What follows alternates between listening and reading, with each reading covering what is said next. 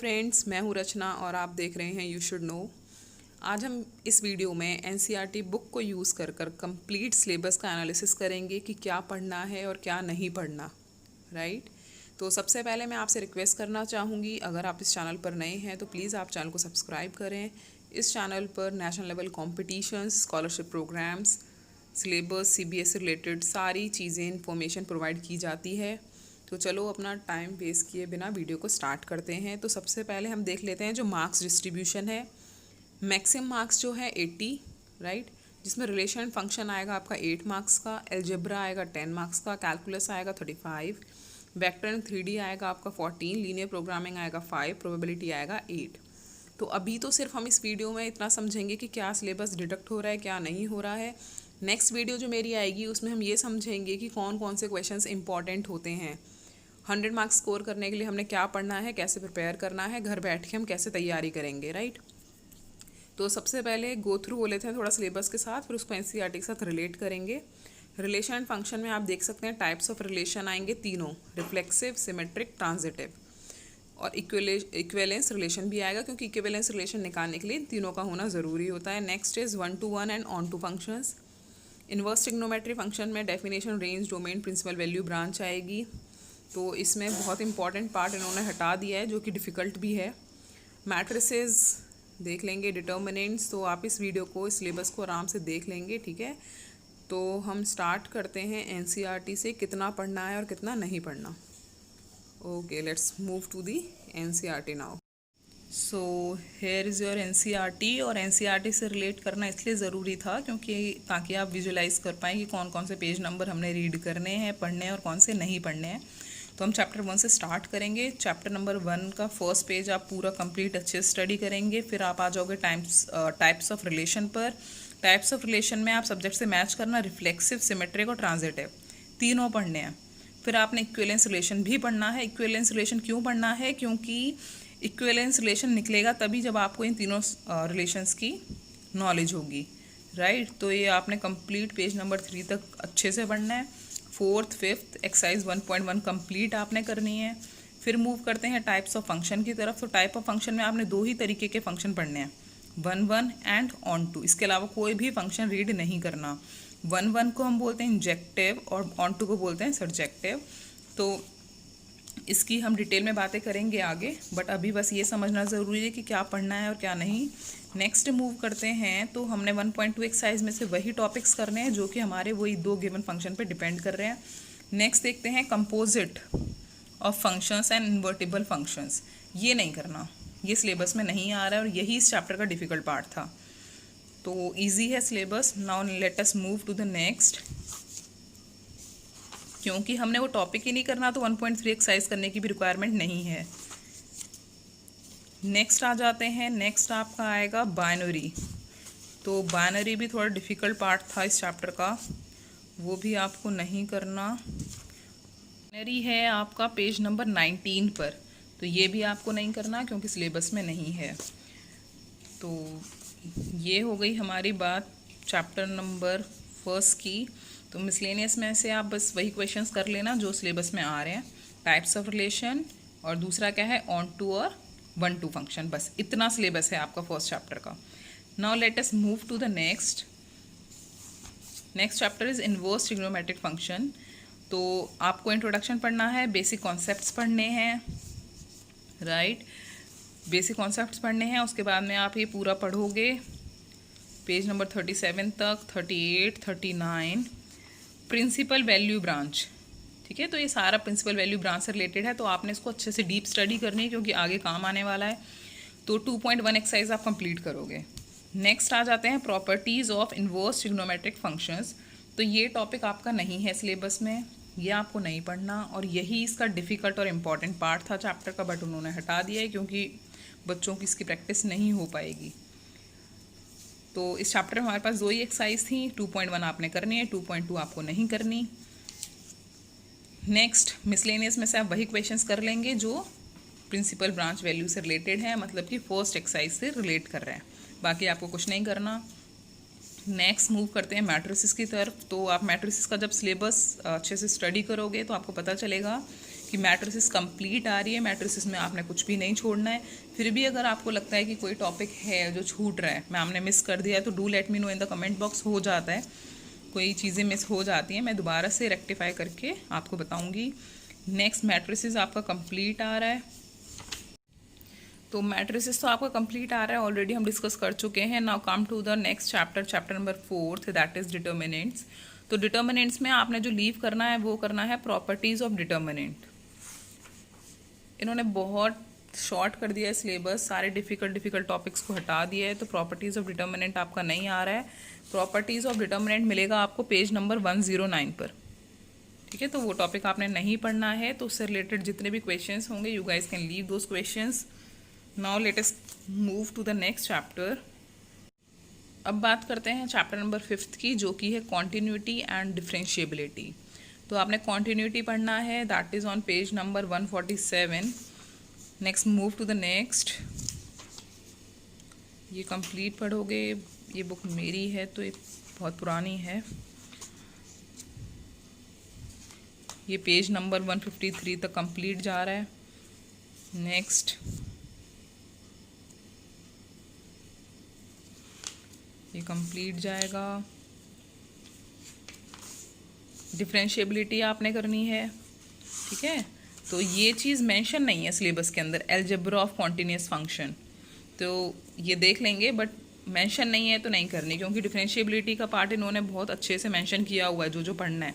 जैसे derivative of composite functions पढ़ना है। नेक्स्ट पढ़ना है हमने चेन रूल, मतलब उसमें भी बताया हुआ है कि क्या पढ़ना है, ठीक है। तो डेरिवेटिव ऑफ इम्प्लिसिट फंक्शन भी हमने पढ़ना है।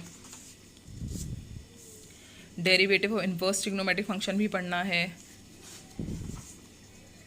नेक्स्ट हम पेज नंबर 170 पर आ चुके हैं, एक्सपोनेंशियल एंड लॉगरिथमिक फंक्शन भी पढ़ना है, तो आप अपनी बुक में भी टिक कर लेना इसको साथ के साथ।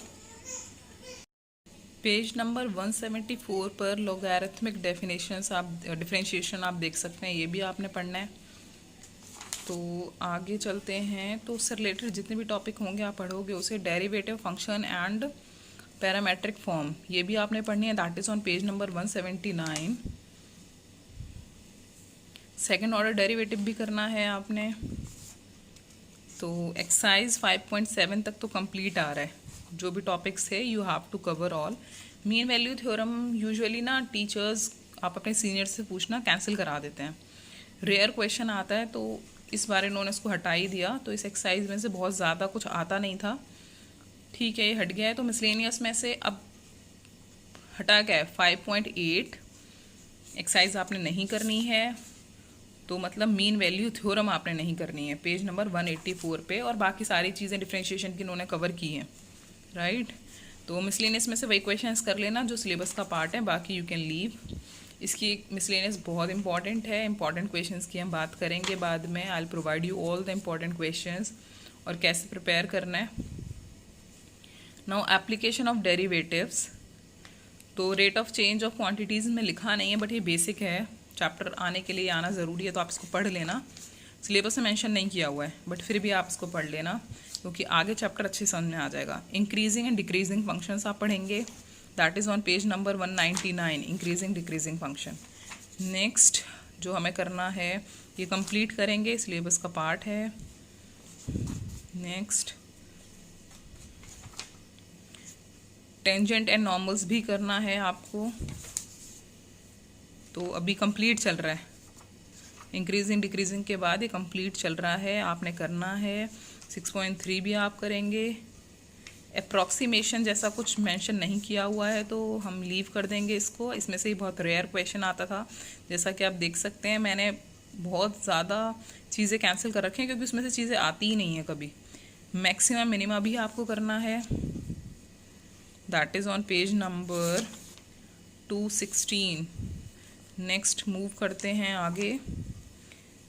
अब आपने ये फर्स्ट डेरिवेटिव टेस्ट भी करना है और सेकंड डेरिवेटिव टेस्ट भी करना है। ये है हमारा पेज नंबर 223 पर, तो आप ये कंप्लीट करना है आपको ये।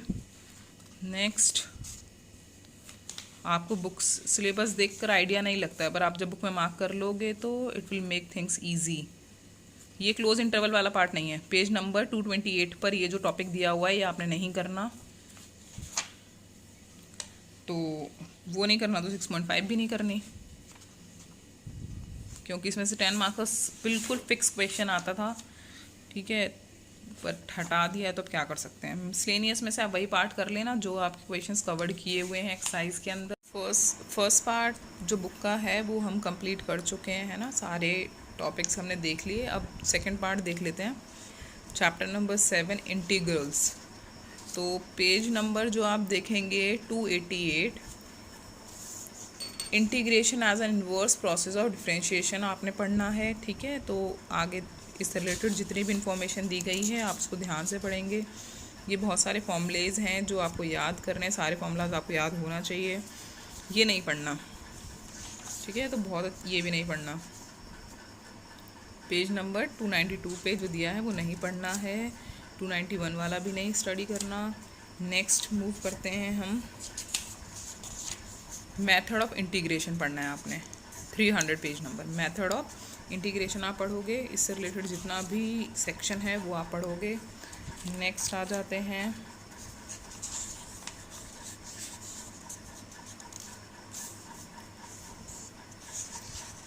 नेक्स्ट मूव करते हैं, ये नहीं पढ़ना, integrals of some particular function read नहीं करना है आपने। नेक्स्ट है हमारे पास इंटीग्रेशन बाय पार्शियल फ्रैक्शन। तो इंटीग्रेट करने के लिए ना हमारे पास अलग अलग तरीके के वो होते हैं, फंक्शंस होते हैं। तो आपको ना इसमें 3 तरीके ही पढ़ने हैं बस, integration by partial fraction, integration by parts और इंटीग्रेशन बाय सब्स्टिट्यूशन। तो आपने बस ये 3 चीज़ें ही पढ़नी है और उसके बहुत बेसिक क्वेश्चंस करने हैं, बहुत डिफ़िकल्ट क्वेश्चंस नहीं करने हैं। आप जब सिलेबस देखोगे ना तो उसमें हिंट भी दे रखी है कि किस टाइप के क्वेश्चंस करने हैं। ये है इंटीग्रेशन बाय पार्ट्स और स्टार्टिंग में था इंटीग्रेशन बाय सब्स्टिट्यूशन। तो आई होप ये तीनों चीज़ें क्लियर हो गई होंगी। नेक्स्ट देखते हैं, जो इंटीग्रेशन बाय पार्ट है ना वो है आपका पेज नंबर 323 पर। नेक्स्ट आ जाते हैं आगे, ये पढ़ना है आपने पेज नंबर 334। जब आप ओपन करोगे तो आपको दिखाई देगा फंडामेंटल थ्योरम ऑफ कैलकुलस, उसका प्रूफ नहीं पढ़ना, बस बेसिक पढ़ना है, ठीक है। तो आगे मूव करते हैं आप, सम प्रॉपर्टीज़ और डेफिनेट इंटीग्रल्स। ये भी बहुत डिफ़िकल्ट नहीं पढ़ना है, बस स्मॉल स्मॉल पार्ट पढ़ना है, सिंपल वाली प्रॉपर्टीज़, क्योंकि सिलेबस में मतलब एग्जाम्पल के थ्रू ना बता रखा है कितना पढ़ना है, क्या पढ़ना है। तो इंटीग्रेशन का मोस्ट ऑफ द पार्ट तो उन्होंने हटा दिया है जो कि डिफ़िकल्ट था, ठीक है। नेक्स्ट आ जाते हैं एप्लीकेशन ऑफ इंटीग्रल्स पर। इंटीग्रल्स में से आपने क्या करना है, area under simple curves, area under simple curves पढ़ेंगे, जो कि पेज नंबर दे रखा है आपको 359 पर। नेक्स्ट आ जाते हैं area of the reason bounded by the curve and the line, curve और लाइन से जो बाउंडेड एरिया होगा वो पढ़ना है। तो 8.1 आपने कंप्लीट कर लेनी है। पेज नंबर 366 पर आपको दिया हुआ है एरिया बिटवीन 2 कर्व्स। तो जो सिलेबस है उसमें बहुत अच्छे से मेंशन किया हुआ है कि आपको वही कर्व पढ़ने हैं, वही सारे कर्व्स का इंटीग्रेशन निकालना है, एरिया निकालना है जो कि क्लियरली विजिबल हो। जैसे ये क्लियरली विजिबल है तो ये आ सकता है, तो इसमें भी बहुत डिफ़िकल्ट क्वेश्चंस नहीं आएंगे। ये क्लियरली विजिबल है, ये क्लियरली विजिबल है ना, तो इस तरीके के क्वेश्चंस आ सकते हैं। अब इसको बनाने में बहुत टाइम लगता है, बट ये बहुत इंपॉर्टेंट क्वेश्चन है, बहुत अच्छा क्वेश्चन है। ये आता था पेपर में, पता नहीं, ये भी इंपॉर्टेंट क्वेश्चन है। तो बस आपने वही शेप्स पढ़नी है जिसमें क्लियरली आपको एरिया दिख रहा हो। जैसे इसमें कंफ्यूजिंग है तो ये छोड़ सकते हैं आप, क्वेश्चन बिल्कुल भी नहीं आएगा। आई होप इतना क्लियर है।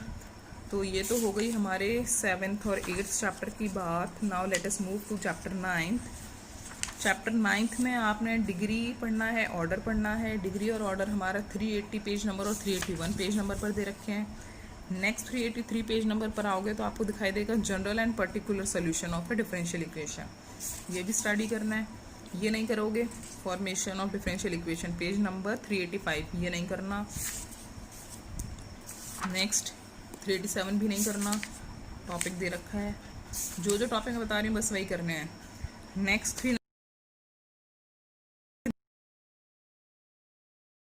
ये टॉपिक करना है आपने, तो इससे रिलेटेड जितने भी क्वेश्चंस होंगे वो आप करोगे। नेक्स्ट एक होमोजीनियस बहुत इंपॉर्टेंट है, वो भी करना है, होमोजीनियस डिफरेंशियल इक्वेशन, ये भी आप करेंगे। लीनियर इक्वेशंस भी होती हैं, दिया हुआ होगा इसमें, लीनियर इक्वेशंस भी होती हैं, लीनियर डिफरेंशियल इक्वेशन ये भी करना है, और इसका बहुत सिंपल वाले क्वेश्चंस करने हैं जो इसी फॉर्म में हों, मतलब ऐसा कोई क्वेश्चन नहीं करना जिसको पहले इस फॉर्म में लेकर आना है, जो ऑलरेडी इस फॉर्म के क्वेश्चंस होंगे वही करने हैं, क्योंकि सिलेबस में ऐसा मेंशन किया हुआ है। नेक्स्ट, तो जो टॉपिक्स हैं उससे रिलेटेड जितने भी एक्सरसाइज हैं, जितने भी मिसलेनियस में क्वेश्चंस हैं वो आप सारे कर लोगे। तो फ्रेंड्स ये था आज का वीडियो, और नेक्स्ट वीडियो हम वेक्टर और अलजेब्रा कंप्लीट करेंगे, इसके आगे के चैप्टर्स कंप्लीट करेंगे। जितना वीडियो अभी बनाया है इसमें कोई डाउट होगा तो प्लीज़ आप मुझे कमेंट बॉक्स में बताओ, हम चेक करेंगे, ठीक है। So bye, wait for the next video.